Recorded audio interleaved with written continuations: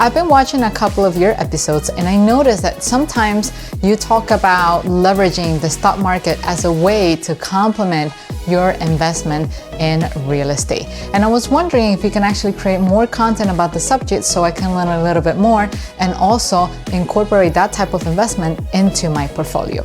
If that's what you're looking to learn, well, let me tell you, we're gonna cover that exactly today. Hello everyone and welcome back to another episode at Novarise Invest. If this is your first time tuning into this channel, well, this is your channel for real estate education. So today we're going to take a little bit of time and talk about the stock market and how you can leverage the stock market in your investment. And if this is your first time tuning in, as you heard on my grading, you might probably get a little bit confused because you are thinking, hey, well, she said that this is a channel for real estate. Why is she talking about the stock market? Well, it's important to learn about the stock market because those type of investments are going to help, once again, complement your real estate portfolio.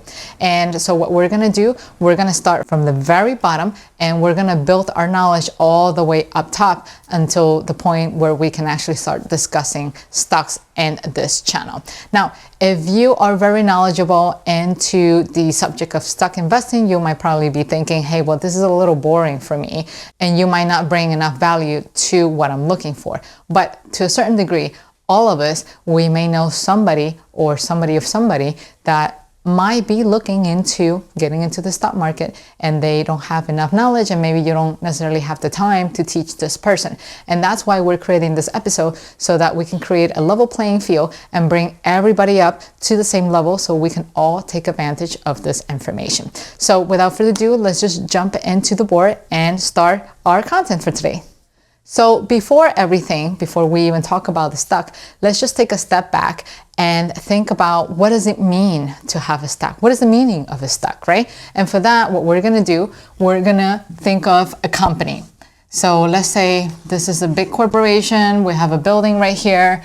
We have windows, a little bit of this, a little bit of that, and we have a nice door and yada, yada, right? So this is our company.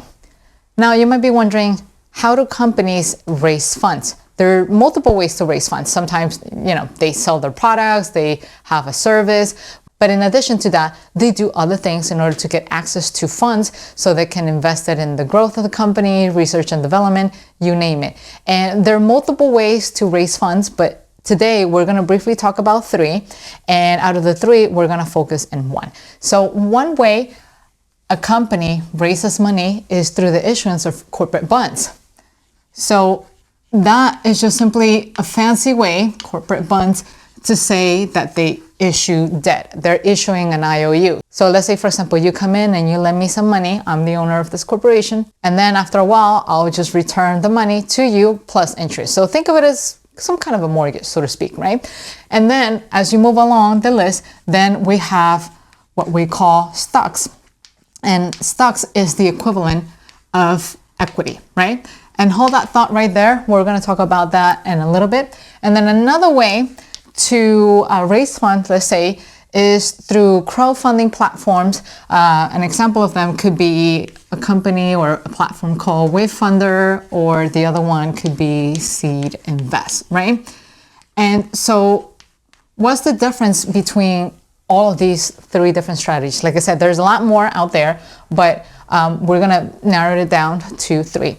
So when you are investing in this stage, you're investing at the very early stage of the company. The company at this point could potentially be a startup. It could be a very small business. So the pool of investors that come in and invest are narrowed down. They're a lot smaller, and you can invest smaller chunks of money, so to speak, so that you can help this company take off from the ground up and grow. Then once they get to the point where they grow big enough and they create sufficient money, then they have the opportunity to go public. And that's what they say. And that's when you hear about companies going public, when they start issuing stocks. So today, what we're going to do, we're going to talk about stocks in specific, right? So why do I say that when you own stock, you own equity? Well, it's because it's true. You are owning a piece of the company. So the way it works, let's say you have this company, this is the 100% of it, and then let's say you have the big bosses in the company and they said, hey, you know what, we're gonna keep 60%. I'm just throwing a random number out there. So the 60% still belongs to the company. But then they're taking 40% of this, and this 40% becomes shares of the company. So they're taking 40% and they're dividing this into many little pieces on paper, of course, many little pieces to say, hey, we're gonna sell this one fraction of our company to you so that you can own a fraction of the company yourself. Now, let's just make this clear. By you owning this company doesn't mean you get to manage it.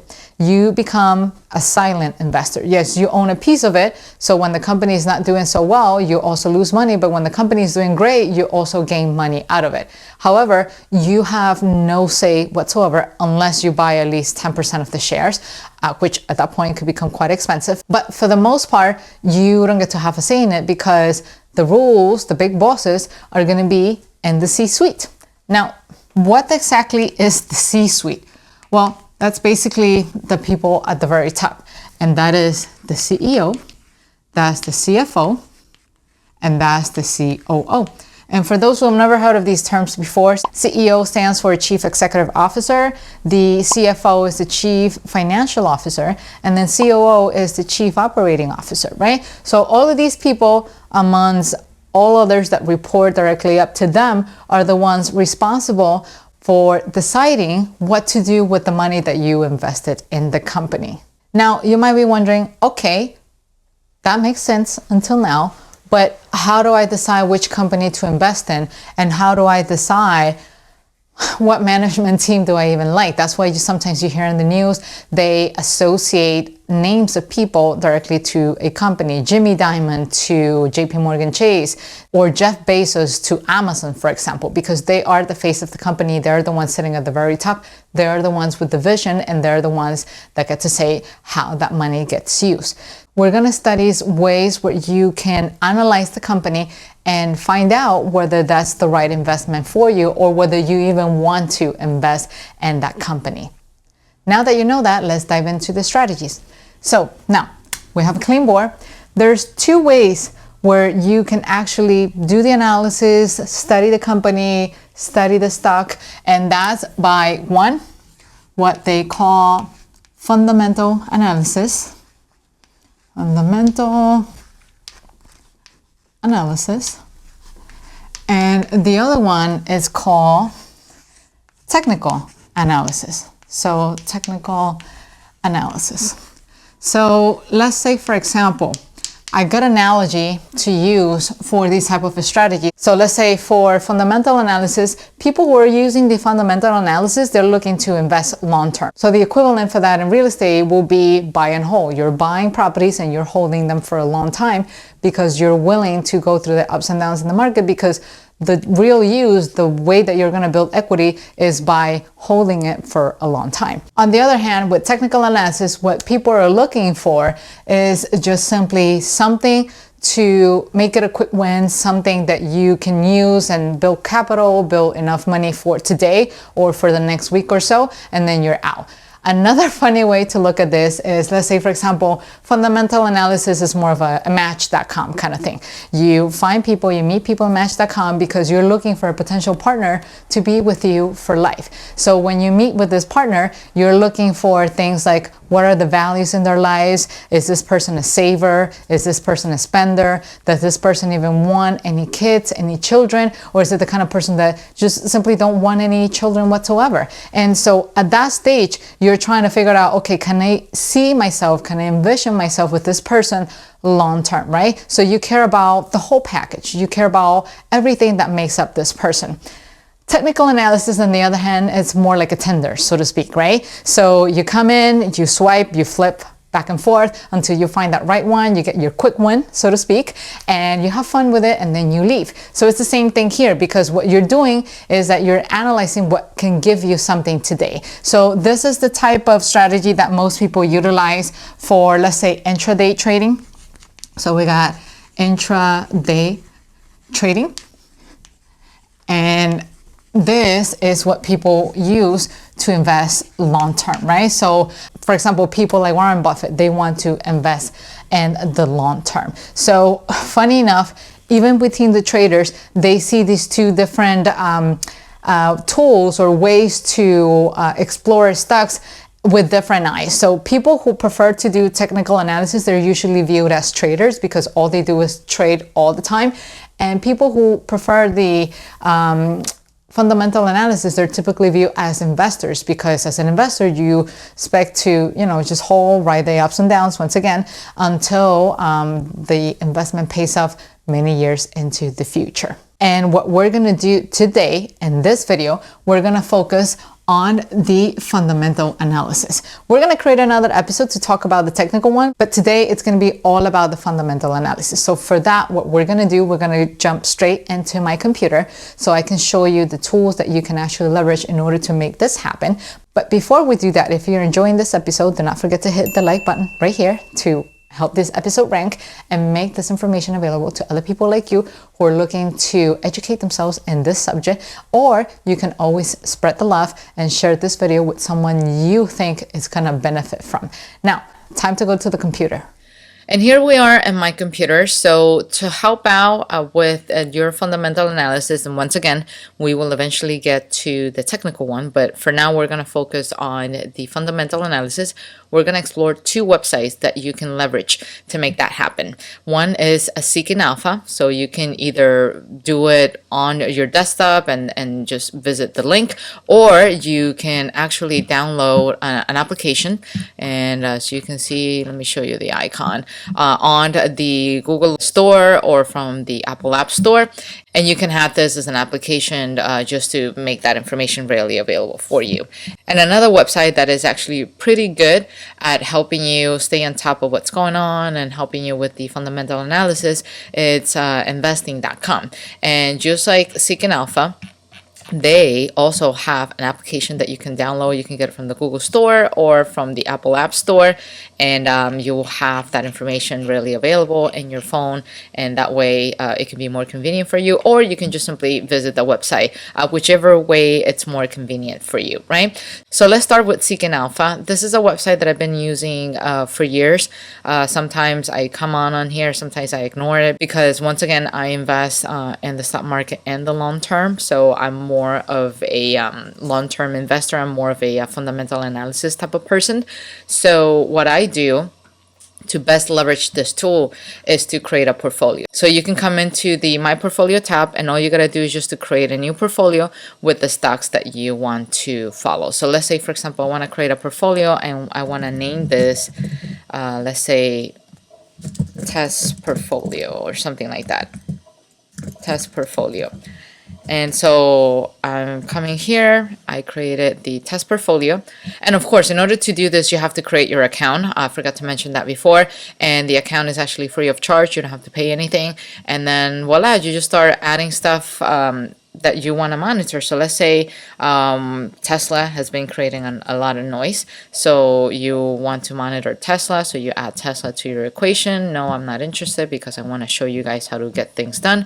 Let's say there's another stock that it's been creating a lot of noise lately. That one is Amazon. Let's say you just want to learn about Amazon just to see exactly how that goes, even though Amazon is a pricey stock. If you want to get into a bit of a more affordable stock, I've been hearing a lot about B2 Gold. That's a gold stock. And then we have Metalla. It's another one that I know it's been gaining some friction here, and voila. So that's how you create your portfolio, and you get to see, as you can see here, the different ticker symbols, the prices, the changes, the volume of stocks that are circulating in the market, the average volume, the close, yada yada. So all of this is more like on the technical side, right?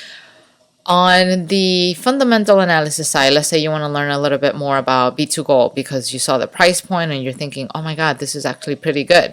And here you go. So here's all the information about B2 Gold. And for those who are somewhat curious and you want to get a sneak peek, yes, you can get access to the chart and see the performance of the stock over the long term. And what I like about this is that they have research services. For this, you will have to pay for a membership.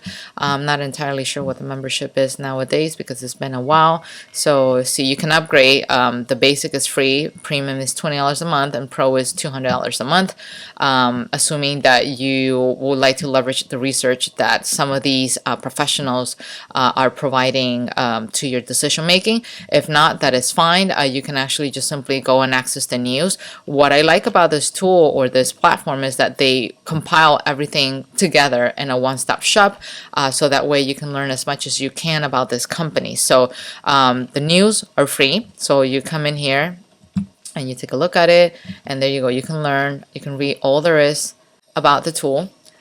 So quick wins right here about the news, and then at the bottom you see the commentary from people. Same thing about here, gold miners on the rise, this dollar slump, and there you go, all news that are related to it. And let's say, for example, you are a bit curious and you want to learn a little bit more about what the research look like. They do have a free trial, I believe. Yeah, so they do have a free trial that allows you to read their article. And if in the event that you do like the analysis that this person does, then you can follow this person and just simply upgrade the membership. That is one. Now, investing.com, it's pretty similar what they do. So this is a one-stop shop for you to monitor the website, and also it's a major source of news for those who want to learn a little bit about say most popular news right here: energy and precious metals, economy calendar, US Congress to meet on Sunday to vote on COVID, depending on the time that you're actually watching. And you can come in here and you can also create your portfolio. So all you got to do is just to come in here, and you will see that there's nothing because this is a trial account, and all you got to do is just come in here and you can name it the watch list or whatever, and let's say we're gonna call this test portfolio. And there you go. So here's your test portfolio for this. Let's say we want to monitor what's going on with Apple. And there's another company that's creating a lot of noise, and that is Zoom Video Communications. And I know that Disney was kind of like a good contender up to a certain moment, but I wonder how they're doing with their streaming services and with their parts getting all closed down. So let's say this is the list that you would like to monitor, and it's all, once again, in a one-stop shop. So let's say you want to learn more about what's going on with Disney. You open up Disney, and voila. So all there is for you to learn about this company, their performance in 1 day, 1 month. Eventually we'll learn to do the technical analysis in this, but for now we're just only gonna focus on the fundamental analysis. And here you go. All company news, all news related to the company in itself, so that way it can help you learn a little bit more about what they have to offer. So let's say we're just gonna open up, and voila, so you can continue reading.